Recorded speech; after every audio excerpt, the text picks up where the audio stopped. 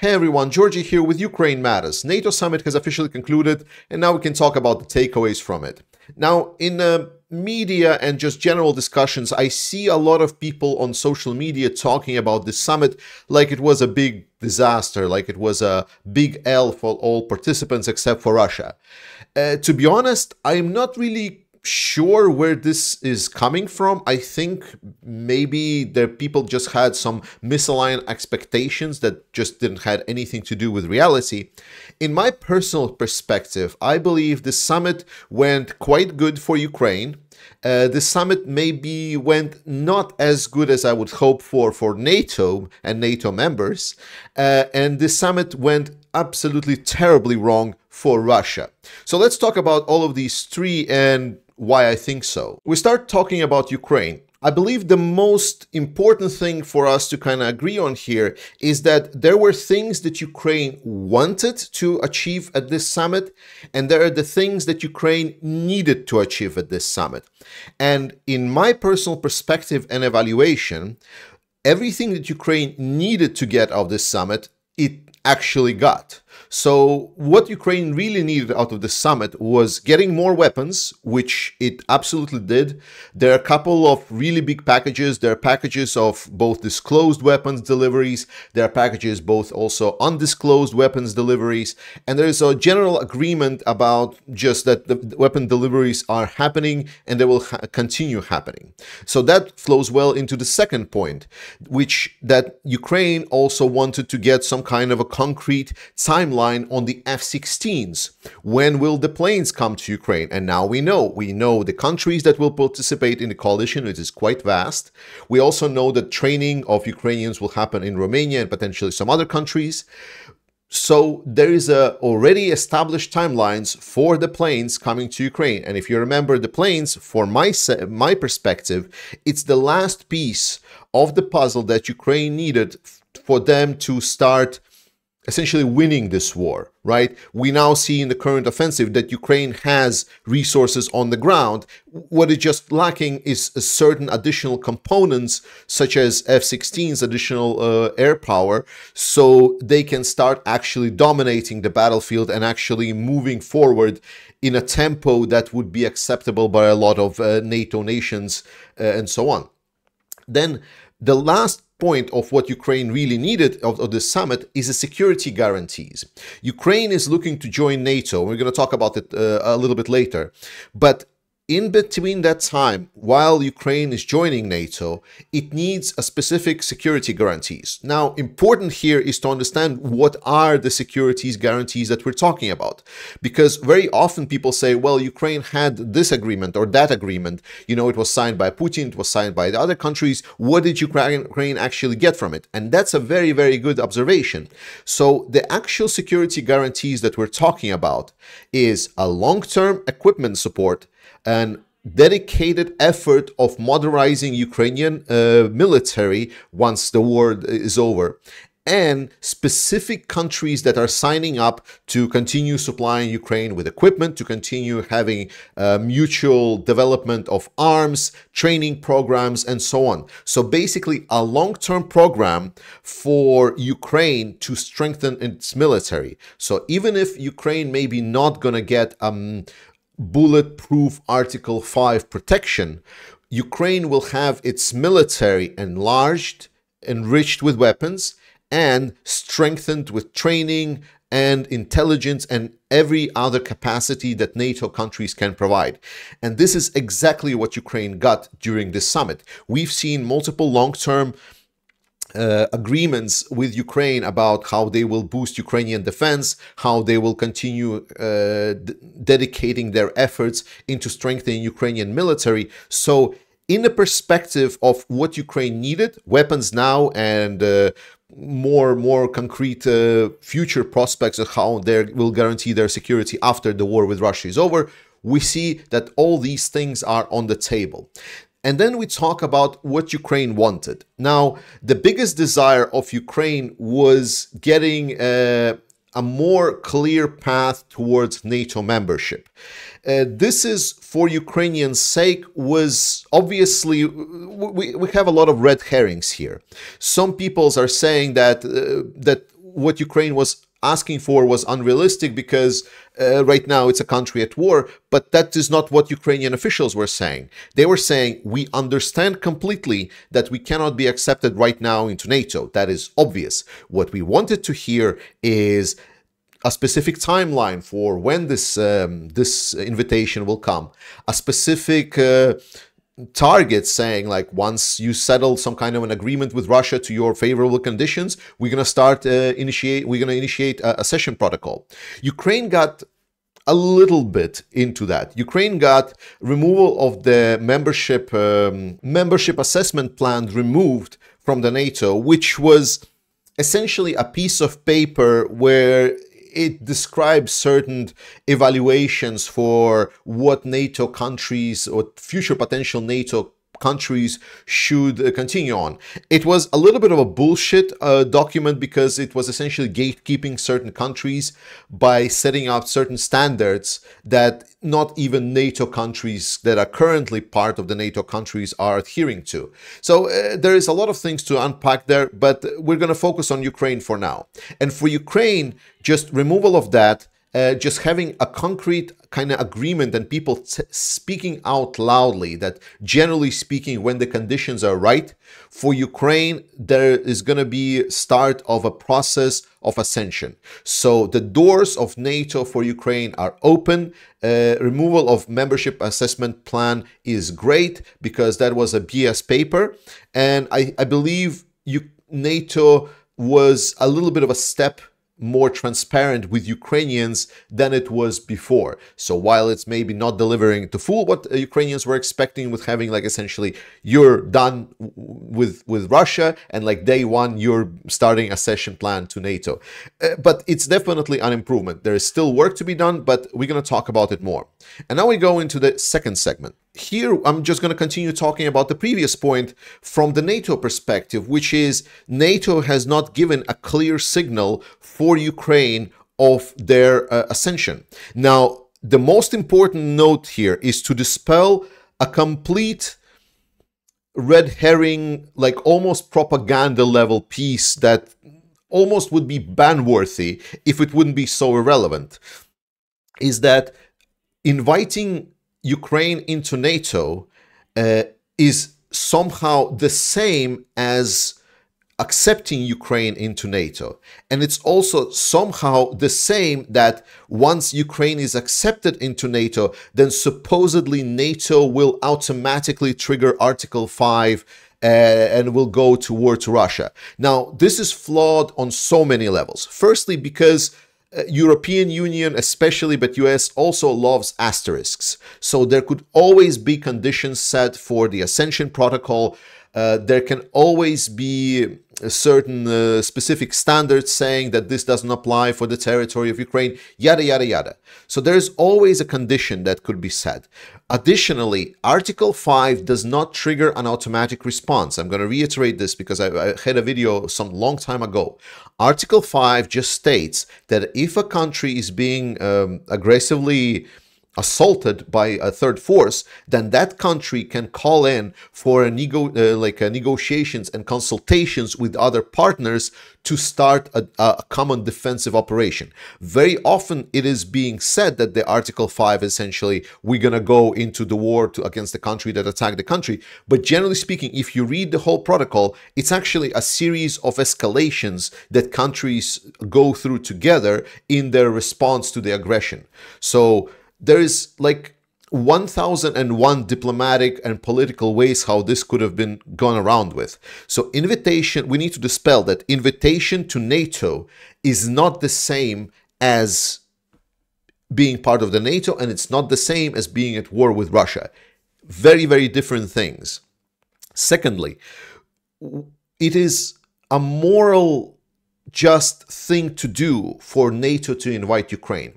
Because while we were talking for security guarantees about Ukraine, and security guarantees such as providing weapons, modernizing their military, it was not the security guarantee that will ultimately be a benefit for Ukraine. Because the ultimate security guarantee for Ukraine is joining NATO. So NATO coming in and saying, as soon as Russia is, for example, out by the 1991 border, as soon as Ukraine deems it's like it's sufficient as their war and they're ready to sign a peace treaty, the Ukraine can have starting the accession talks. So there could have been a more precise language used on what will be the status of Ukraine post-conflict. That was not delivered. What was delivered was NATO saying, we have this membership accession plan that is complete bullshit, that was a made-up document, and most of the countries didn't follow it.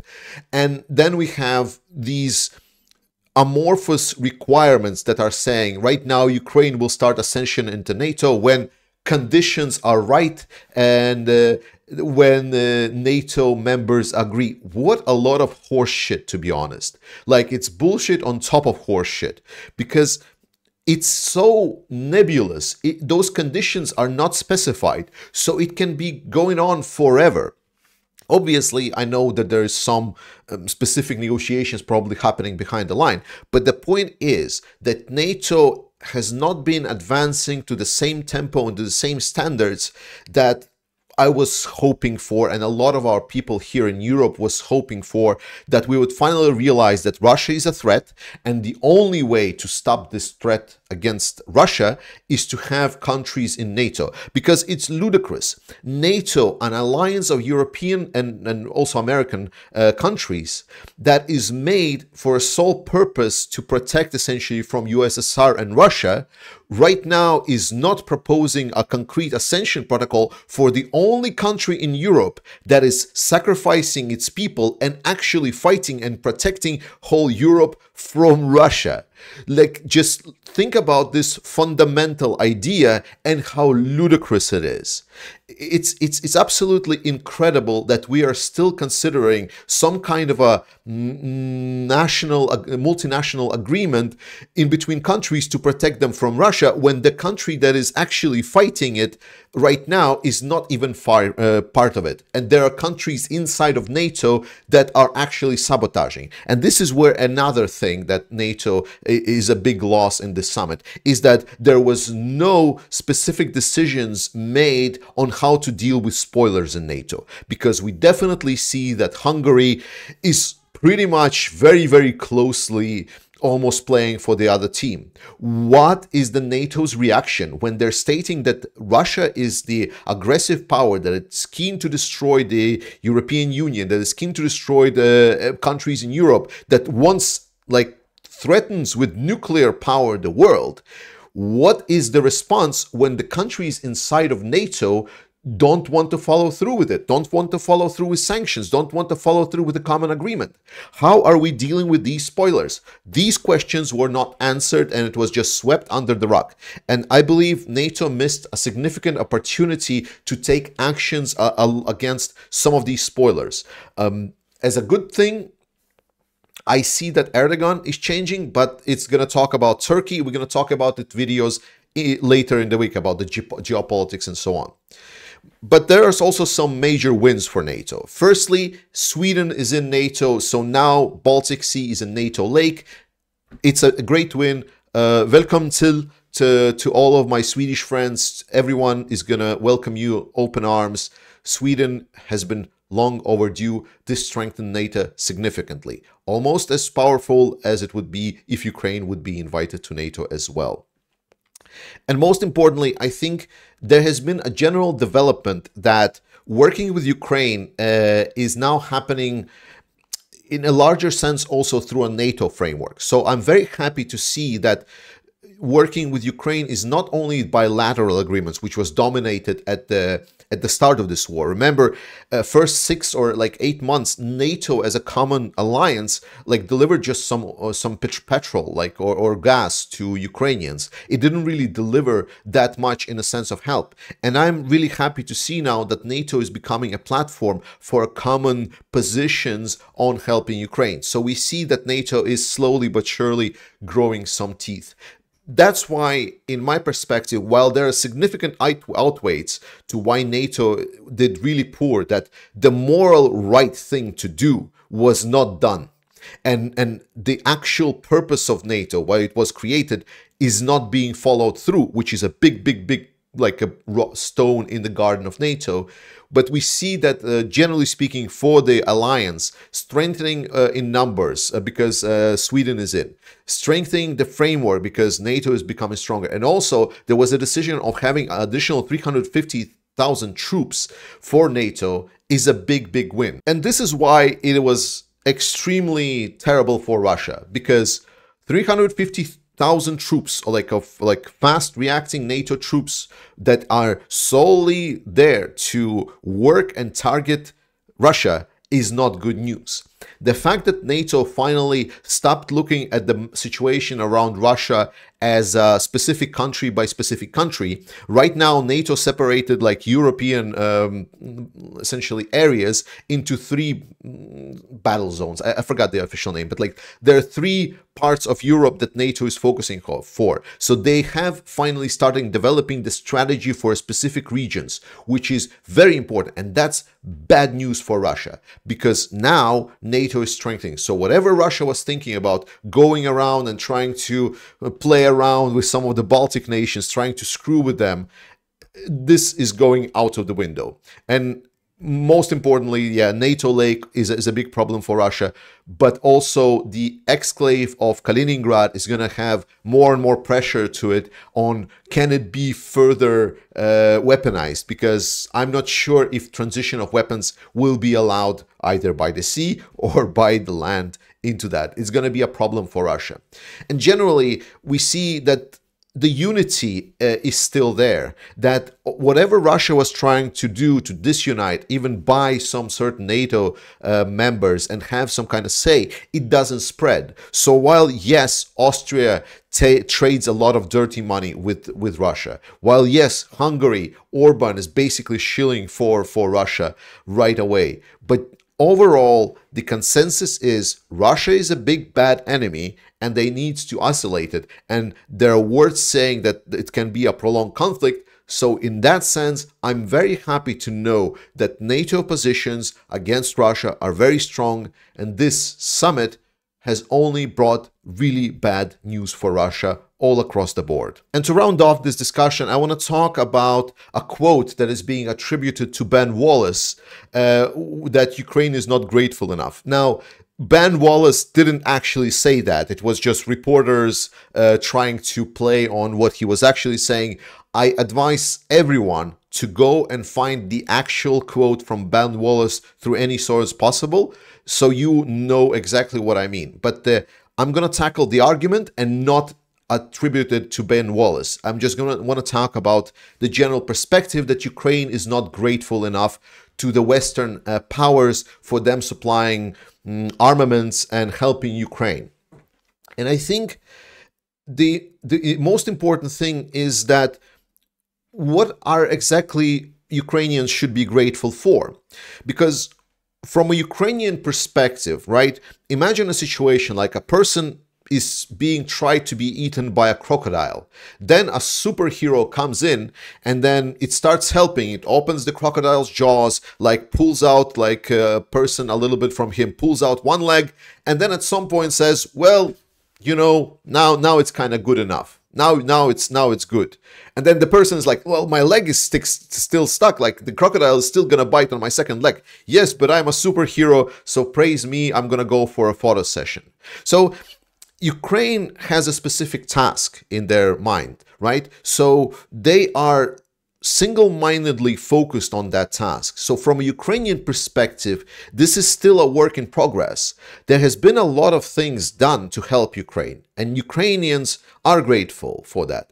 But the ultimate task is still ongoing. So whenever we're talking about, oh, Ukraine is just providing us a list with weapons that they need, they're just explaining what are the resources that are still not delivered to get the task done. Because let's be honest, so far Ukraine has been receiving a lot. Yes, if we compare it to any kind of military in Europe, but we already talked about the scale of war. Like the 2,000-kilometer front line and hundreds of thousands of engaged troops.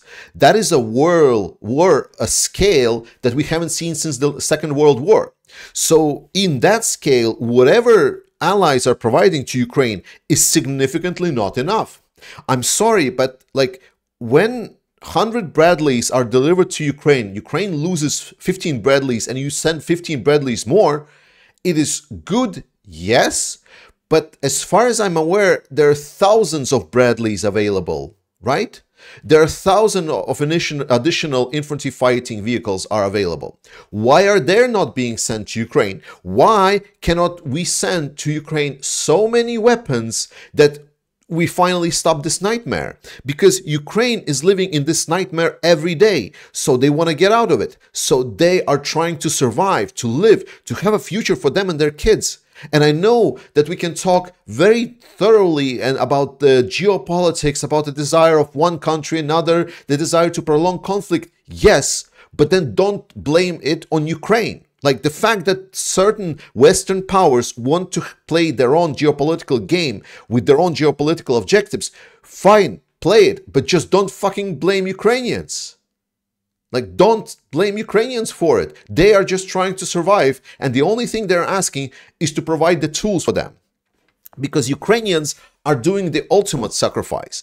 And the second point that I want to make is that what we are right now doing, the Western powers, the Western world, what we need to understand is that we are investing. Ukraine is not a donation. It's not a help. It's nothing that we do just for the sake of it. Ukraine wasn't living there just for no reason.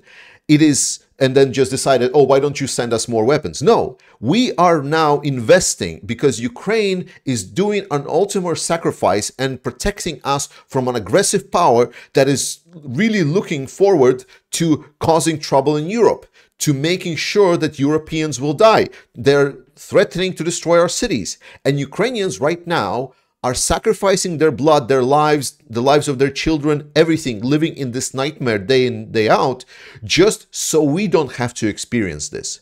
So my question is, if you are so stingy about us sending weapons that are just standing there and we're accumulating all of this mighty army power, military power, and now it matters, like, do you think there is going to be another country besides Russia that's going to attack Europe? What are we waiting for? So the investment in Ukrainians is just us spending money right now just so we don't have to essentially pay by blood of us, ourselves, maybe next generation, our children, because maybe Russia will not win against NATO, that is true. But maybe they will still launch some missiles. Maybe not all missiles will be intercepted. And we will see people in Berlin carrying their children from the destroyed buildings. Maybe we'll see people in Paris suddenly finding themselves at night being bombed by some random cheap drones that Russia is just launching from somewhere. This is the important part. We are not giving money for nothing. We are buying a very specific service from Ukraine. And so when we are buying something, Ukraine is saying to us, thank you. Would you like to get more? And that's the question that we need to ask. So demanding that Ukraine says thanks for us not to going and sending our troops or seeing our children being killed. Maybe it is us that should consider saying, hey, you are giving the ultimate sacrifice. So I find the argument of Ukraine being thankful to the West, besides the fact that Ukraine, in every of their statements, whenever there comes a public, they first started by saying, we thanks so much to all of our allies. But what we are reflecting is like, how much thanks are we saying to Ukrainians? And because we're talking about thanks, I want to say thanks as well, because Ukraine matters. While it's me here sitting and talking to you guys, there's certain people that I must also say thanks, and I hope you will join me in thanking them as well. It's moderators on this channel in the comments that are protecting you from all of these flows of Vatnik propaganda pieces. It is moderators in a Discord community that help keep up the flow of conversation, that keep, again, all of the weird people out of there so we can have a civilized discussion. It's people that are watching this channel every day, and I am thankful for that. It's people that are keeping donating. We have luckily finished our campaign to gather vehicles for the armed forces of Ukraine. NATO 69 Sniffing Brigade has actually already used some of that money to buy another truck, and it's been already delivered, and it's been delivered to Bakhmut, to 93rd separate brigade, Холодный Яр, which is like super legendary famous. So we are doing good job. You are doing good job. Thank you so much for doing it. Thank you so much for supporting the channel. I love you all, guys. I love you, my viewers. I love moderators. Thank you, thank you, thank you, thank you. Slava Ukraini, guys, and I'll see you tomorrow. Дякую каналу Ukraine Matters за збір грошей на автівку, яка поїде сьогодні в Бахмутському напрямку. Слава Україні!